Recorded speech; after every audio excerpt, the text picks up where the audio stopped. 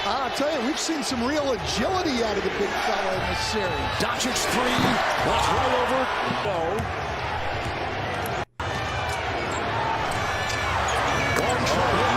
Two shots, Reg, and hasn't been able to get either one of them to the rim. Doncic back over and a 16-foot. Doncic watching Gobert. Lively may hedge. Gobert will work. Had it snatched away. Edwards staggers his way the other way. Since then has been fantastic. Quick shot by saving, and Doncic has it with a lively screen. Tailed by Anderson. Wow. 14 for Luka on the logo. What is going on here? Wow. From Luka. Doncic again, another three. Got it. Anderson on him. Doubled by Towns. Finds a gap. Throws it up high. Gafford down. Good hands by the season turn for the Mavs. It's Kyrie knifing, piercing the paint. Gets There by Edwards on Kyrie initially. Irving on the move and through traffic. Wow. On the pick and roll. We've seen it throughout the series. That's a disaster. Made him fall.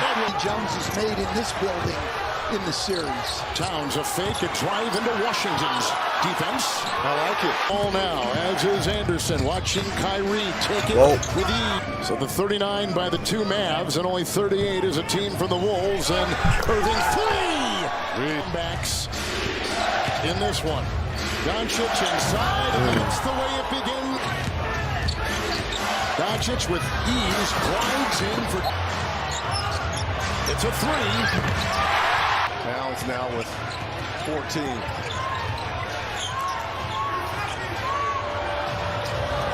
Three. Set Doncic on defense.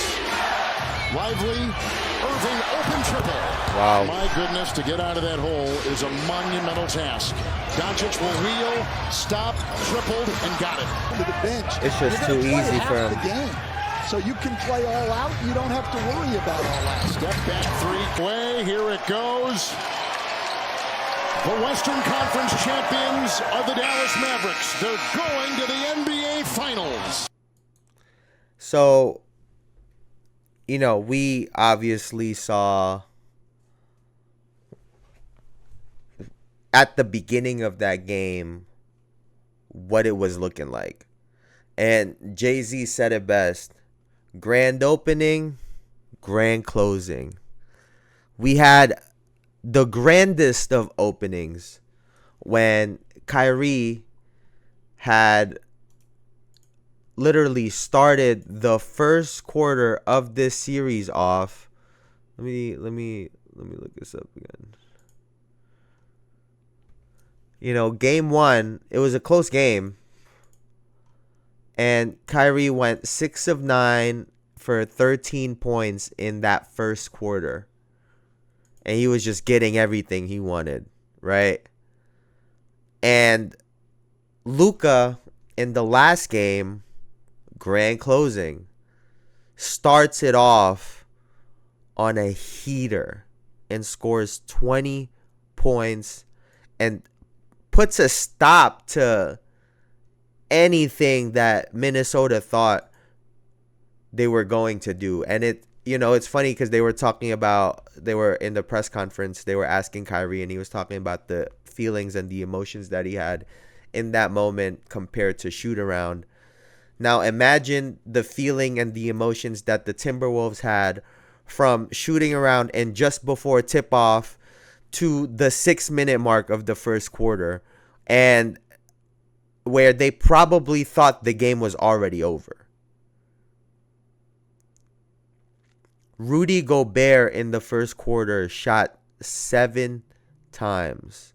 More than Karl Anthony Towns and more than Anthony Edwards. Almost more than both of them combined. They took 5 shots each for 10, obviously. So if Rudy had taken a couple more shots, who the fuck knows? But it was a great strategy of Dallas to let him catch the ball and force him to make a play. And he was looking for his shots. And to me, you know, when obviously they were out, what was the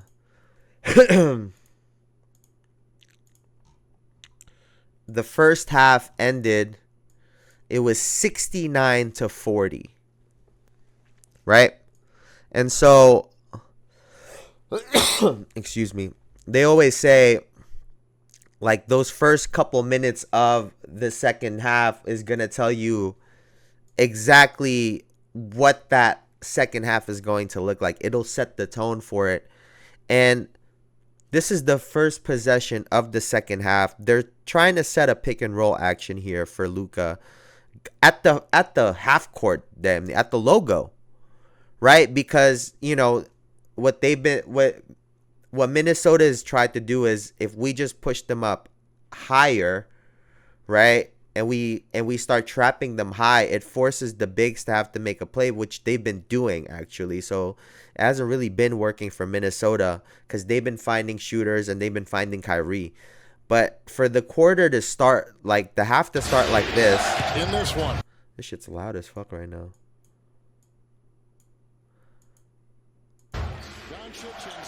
But for that quarter to start like that, because Rudy's in a drop, he's guarding this guy, and what are we doing, bro?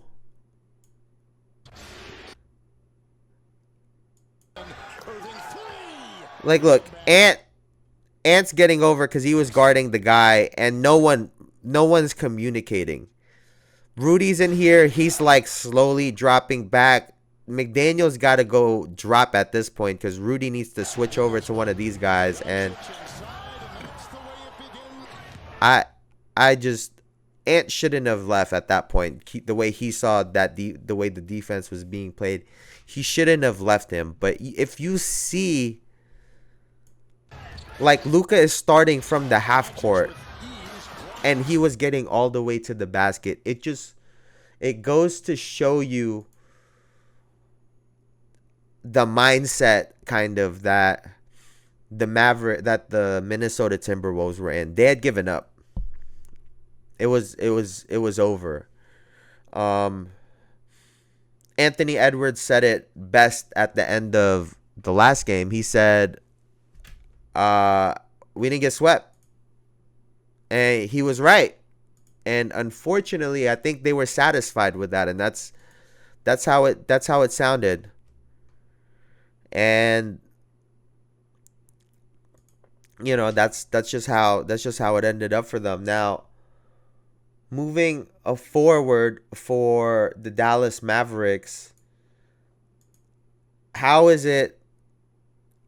their style going to translate in the NBA Finals? Apparently, Boston has 4 defenders that can check you. Chuck said something very important today. He said that the defense dictates the way that you play the offense. Will you have to switch up with all the defenders that they have that can stop you, or are you just going to play the Luka way? I'm trying to play the Luka way. Just play basketball, have fun. And this kind of goes back to what I was saying about him versus Tatum. You know, that if Luka wins a championship, not to say that this is something that he consciously thinks about all the time, but him winning a championship would validate his style of play. His ball dominant, everything runs through him. You know, the difference is his other guys have really, you know, they've become superstars in their roles, as people like to say it. They do they perform their role, their job as well as they can. And when they're doing that and Luka is being Luka, playing his style, which honestly, he's very ball dominant, but like he said, it's all about reads, right? And that's what I was saying this series against Minnesota was. It's all about Luka and Kyrie making the right reads consistently, and they did that. When they were in one-on-one situations and they knew there was no help coming, they got to their dribble packages and got off a good shot. When they were trapping and double teaming, if they had to let go of the ball early, they were doing that. If they had to turn the corner and get around the double team or split it, they were doing that. When it came to them going downhill, when it comes to shooting a floater or throwing an alley-oop, they were making those right decisions more often than not. And that's really what the Luka style is. It's let Luka get into the middle of the floor and make a decision. And that's really what it came down to. Right? And moving forward against the Boston Celtics, how will the Boston Celtics disrupt that is the question. Because Luka has shown that we've seen different defenses thrown at him now, right? We saw the Clippers, if it was Russ, just always constantly on him. You know, they were throwing bodies on him, right? For OKC, we saw Lou Dort picking him up 94 feet. And, you know, he struggled a little bit in that series, but found ways to get his teammates going, right? So did Kyrie. And so they've shown that they can win under different circumstances. It's not so much the Luka show like it was in years prior, even though he scored the most points this year, right? He averaged the most points that he's ever averaged. The team has really grown over the last couple of months, and they're peaking at the right time, right? And so